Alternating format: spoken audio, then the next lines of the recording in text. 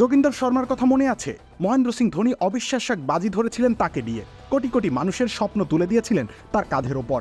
সেই কাঁধ জোড়া বেইমানি করেনি, অধিনায়কের বিশ্বাস রেখেছেন তিনি, প্রতিদান দিয়েছেন দেশবাসীর। 2007 সালে মহাকাব্য লেখা দুজনের অবশ্য দীর্ঘদিন দেখা হয়নি, তবে সেই অপেক্ষা ভেঙেছে এবার।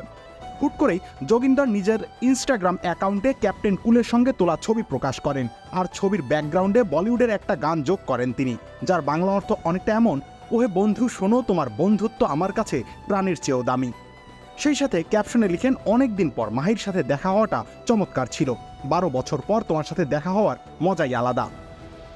দ্রুতই তার এমন পোস্ট ছড়িয়ে পড়ে নেট দুনিয়ায়। সেই পুরনো দিনের নায়কদের পুনর্মিলনী দেখে নস্টালজিয়ায় ভোগেন প্রায় সবাই। সেই সাথে তাদের মধ্যকার বন্ধন স্পষ্ট হয়ে ওঠে। সতীর্থ পরিচয় ছাপিয়ে তারা যে আরও অনেক দৃঢ় আত্মার বন্ধন করেছেন তার বলার অপেক্ষা রাখে না। প্রত্যাশার আকাশ সমচাপ, স্ট্রাইকে সেট ব্যাটার মিসবাউল হক এই পেসার ভারতের তরি তীরে তুলতে পারবেন সেই সম্ভাবনা অনেকটাই কম ছিল ঐতিহাসিক সেই ফাইনালে।